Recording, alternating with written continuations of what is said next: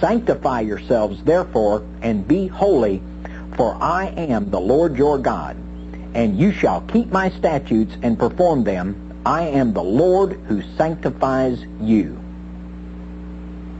The Bible tells us that children were put to death in worship of Moloch. Additionally, sexual acts were committed as part of the ceremonies.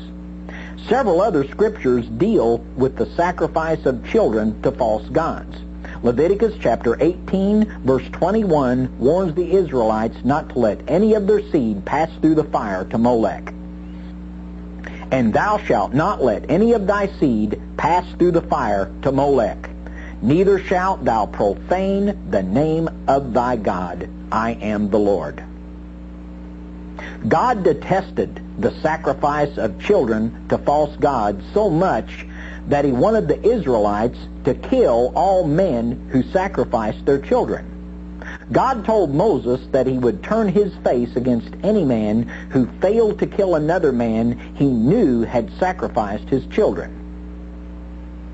2 Kings chapter 17 verse 31 deals with children who were sacrificed to gods other than Molech. And the Abites made Nibhaz and Tartak, and the Sepharvites burnt their children in fire to Adremelech and Anamelech, the gods of Sepharvaim.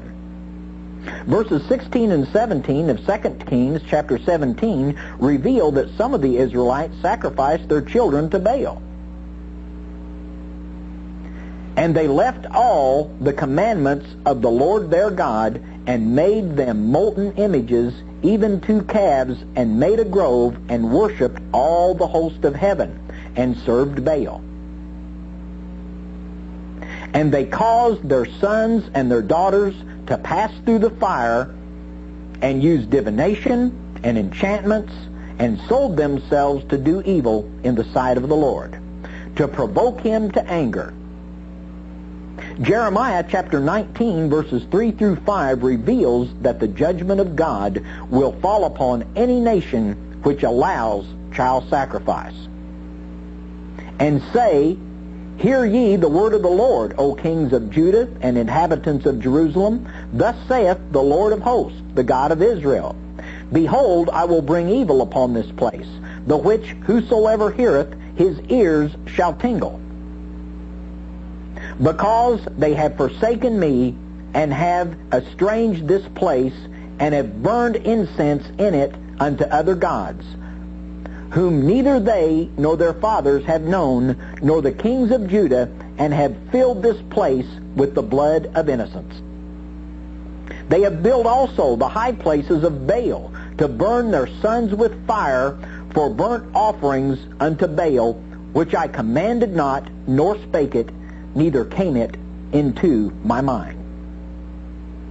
Since we know that all false gods are in reality demons, and all demons are following Satan, the scriptural evidence that satanic ritual abuse has occurred is uncontestable.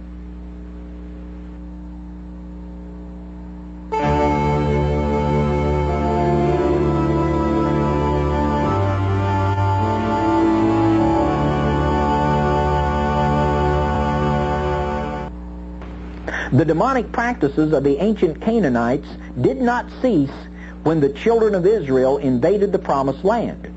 They have been passed down through the centuries within the mystery religions. The teaching of the mystery religions has been preserved in the literature and practice of several secret societies.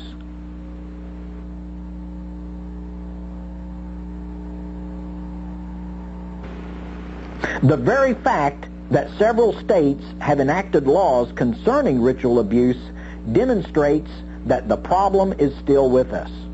This is really not surprising because the nature of man has not changed. The legal definitions are broad for several obvious reasons. The element of religion has not been placed in the law to prevent perpetrators from using freedom of religion as a defense. If laws applied only to satanic ritual abuse, some who worship Lucifer would deny that Lucifer and Satan are the same being. That may sound absurd, but I have seen documents from organizations which lift up Lucifer, yet deny the existence of Satan. Additionally, all ritual abuse does not contain satanic elements. The broad definition within the Illinois law serves to convict without having to prove Satanism per se.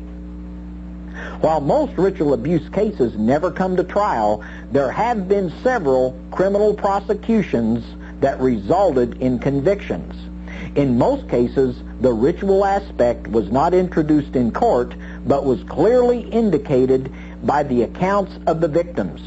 Numerous civil cases incorporating claims of ritual abuse have been successfully litigated. In August 1984, there were 2 cases which resulted in convictions. In Niles, Michigan, Richard Barkman, the husband of a daycare operator, was convicted. In Miami, Frank and Ileana Fuster went to prison because of abuses at their Country Walk Daycare Center. The case has been impressively documented in the book Unspeakable Acts and in the ABC docudrama of the same title. In September 1984, in Malden, Massachusetts, the Fells Acre daycare case culminated in guilty verdicts against Violet Amirault and her daughter Cheryl Amirault Lefebvre. They were given sentences of from 8 to 20 years. In December 1987, in Roseburg, Oregon, 3 Gallup Christian daycare facilities were the scene of crimes that resulted in the conviction of a minister, his wife, and his son. Mary Lou Gallup's conviction was reversed because of a discovery violation, but Ed Gallup Sr. and Ed Chips Gallup Jr. both served their sentences.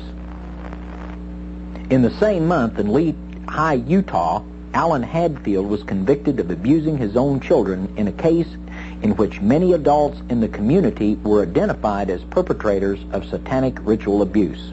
The case was documented in the PBS program Promise Not to Tell.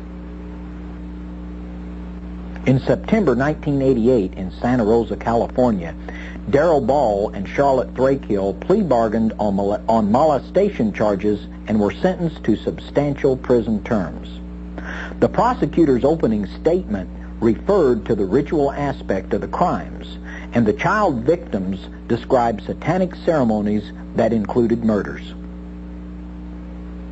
In May 1989 in Stuart, Florida, James Toward pled guilty to charges arising from the sexual abuse of over 100 children at the Montessori school where he was principal.